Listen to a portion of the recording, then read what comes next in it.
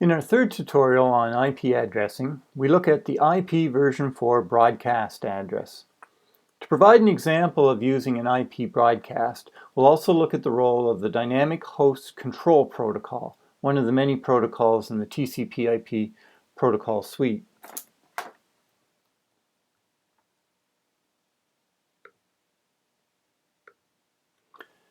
So here's our familiar IP broadcast address.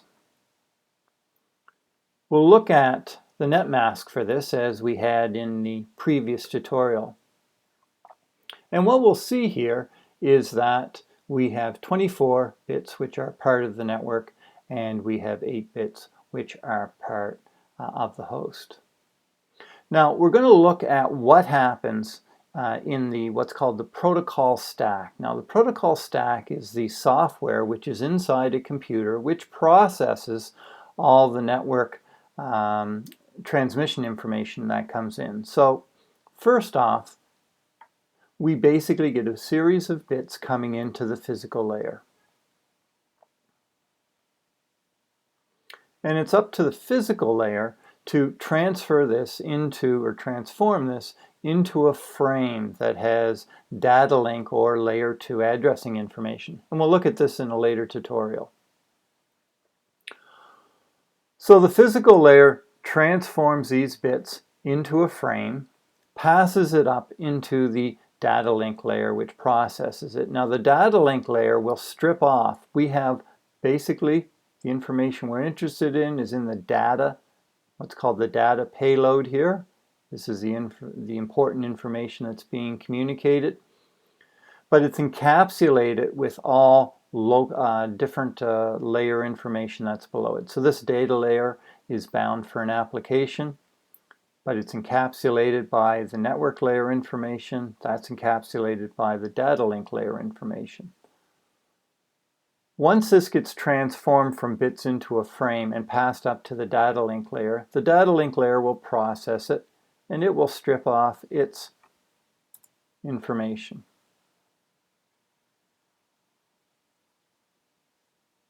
So if we can maybe look at how this happens.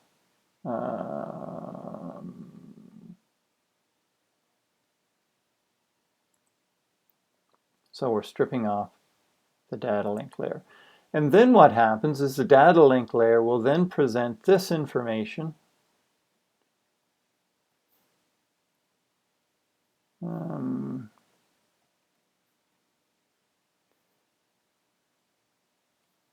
up to the network layer.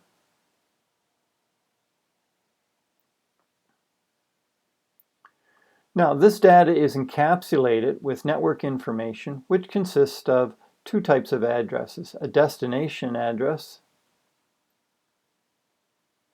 where the data is bound for, that is the IP address it's bound for, and the source address, who sent it.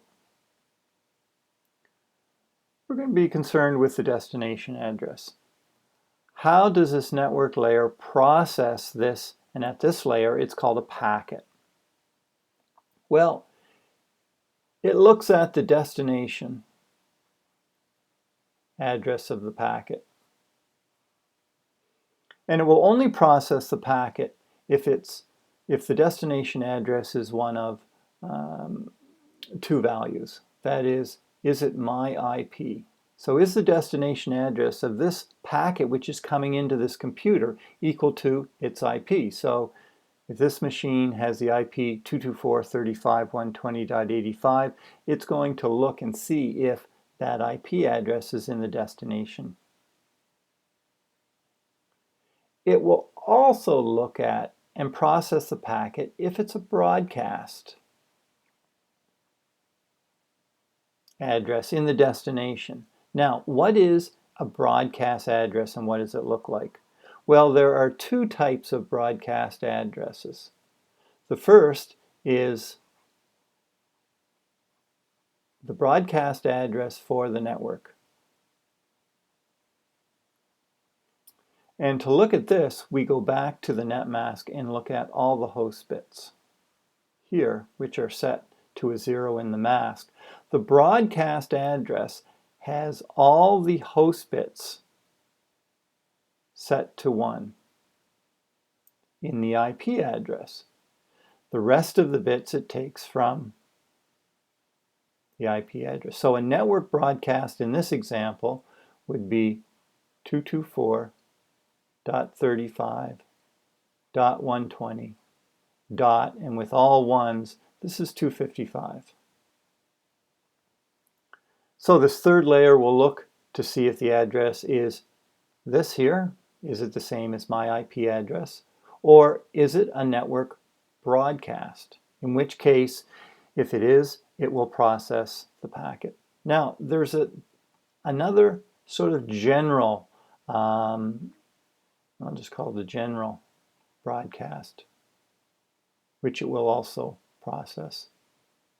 Because sometimes machines don't know what network they're on, so they need an address to be sort of a general broadcast. And the general broadcast is 255.255.255.255. So here are 3 addresses that the network layer looks at for further processing. So if this packet in the destination address has any one of these 3 addresses, it will strip out its header information and it will pass the payload, this payload here, up to the application layer. So that's how you form a broadcast address.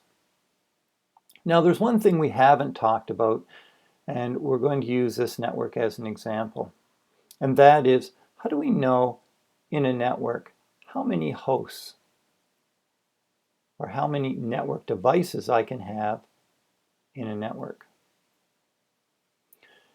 Here we have a network with this network mask, and you'll notice that we have 8 host bits. Those are all the bits that we can give unique addresses for network devices. Now there's a handy little formula. It goes something like this. 2 to the n, where n is the number of bits you have, gives us the number of unique numbers that we can form. So if we have 8 bits here, we can form 2 to the 8, if we work this out, or 255 unique addresses. Can we assign all these addresses to host machines? No, we can't, because there are 2 that are reserved in this slot. If you have all your host bits A0, that's reserved for the network address. And there's no device which actually has this address. And if all the host bits are a 1, as we've just seen, that's the broadcast. So what we have is 2 less than this 2 to the n, or we have 253 devices that we can assign network addresses in our network. Okay, well, let's go on and look at an example of this in action.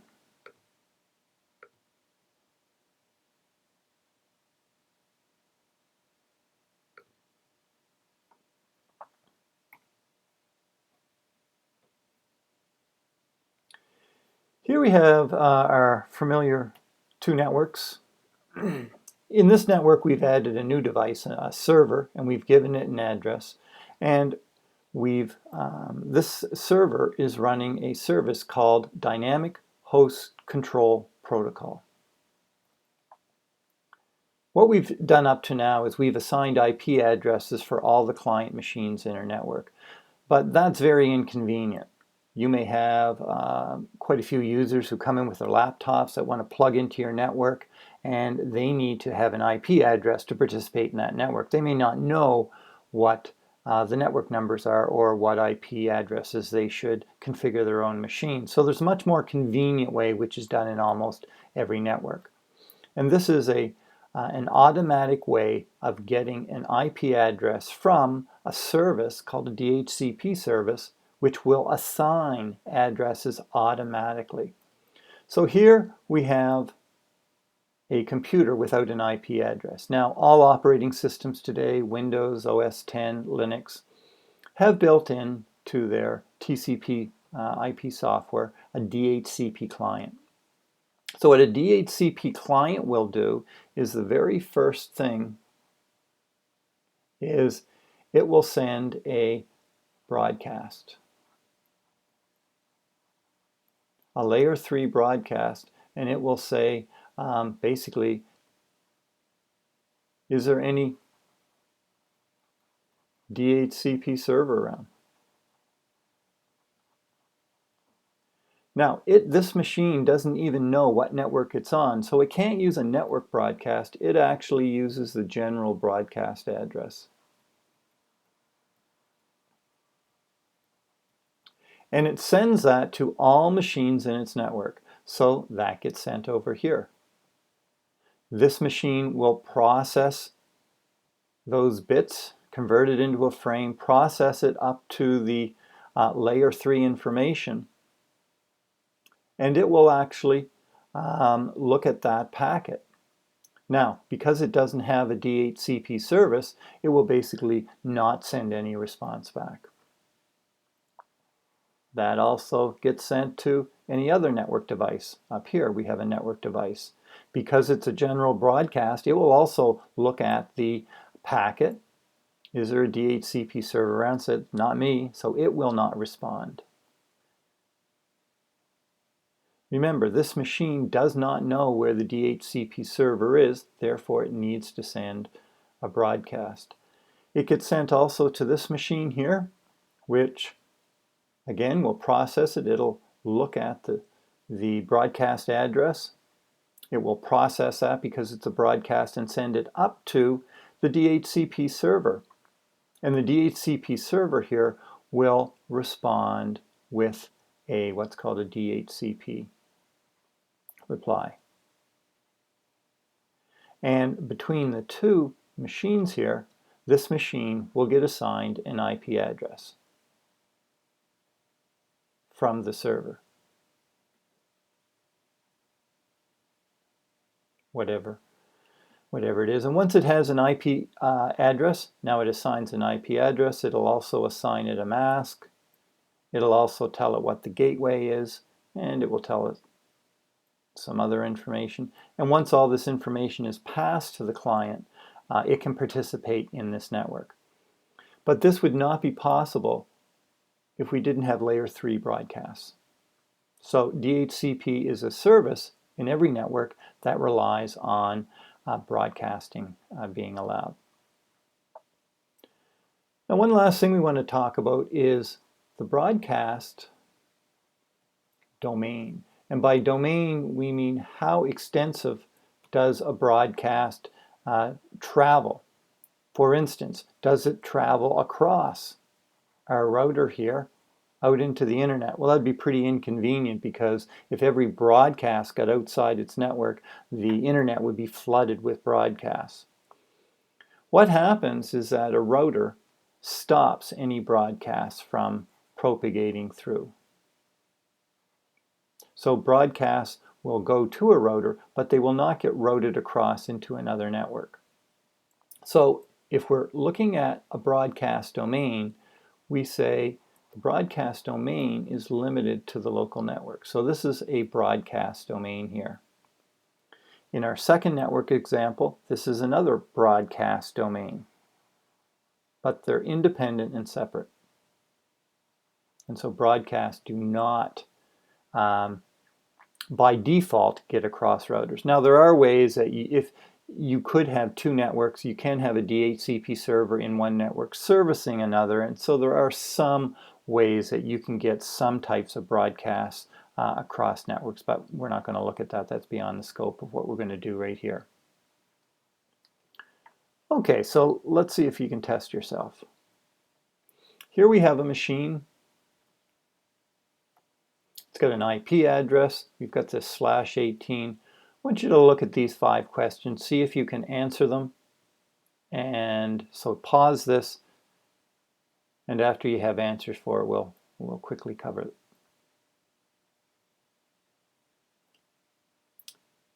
Okay, so let's look at the answers. What's a network mask? Well, we look at the /18 here. That means we have 18 bits of one inner mask. Well, 255 is 8 of them. 255 is another 8, that's 16. So in the third octet, I have 2 more bits, which are a 1. Everything else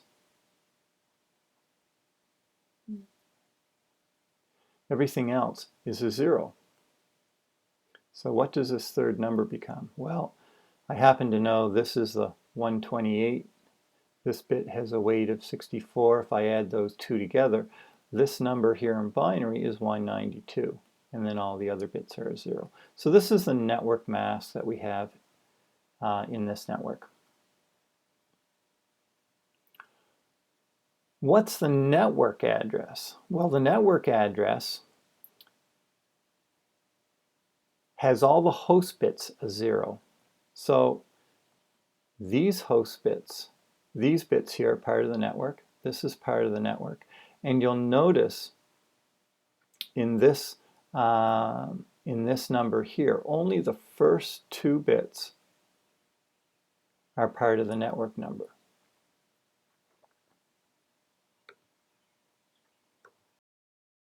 Now 223, if we convert that using our binary calculator, you'll see that 223 is 1101 and a bunch of ones here.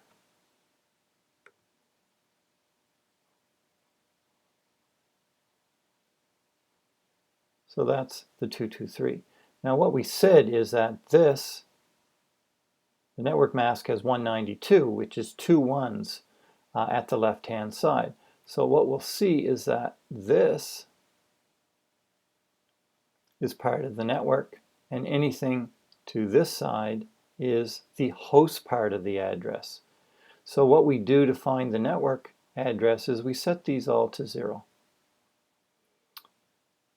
Now this third number here then has 2 ones and the rest are zeros. So this becomes 192, and all these host bits get set to a 0 for the network address. So the network address is 150.34.192.0. So we have our mask and our network address. What's the broadcast address? Well, the broadcast address, these are the host bits, has all these as 1s. So this second number here, these 2 are 1s because they're part of the network. All these 1s in here, they become set to a 1. And you'll notice I have 2 1s here, the rest are 1s. So this becomes 255 for a broadcast, and this last one is all 1s, which becomes 255. So the network broadcast address is 150.34.255.255. Now, remember, there's also the general broadcast address, which can be used, which is 255.255.255.255. This can also be used as a broadcast inside the network. How many network devices or hosts could be in this network? Well, how many host bits do we have? We see that in this octet, 2 bits are used for the network, 6 are used for hosts, and 8 in here are used for hosts. So I have a total of 14 bits which can be used for numbering hosts. Well, 2 to the 14, if we do that on a calculator, is going to give us 16,384. That's quite a few hosts. Remember, we have to subtract 2 because of those range, one of the addresses is used for the network address, one is this broadcast address, so we have this many hosts which we could assign in that network, more than we'd actually use. What device limits a broadcast domain? Well, that's a router. Broadcasts go to every machine, but they do not get routed from one router port to another. And so the router or gateway will limit the broadcast domain.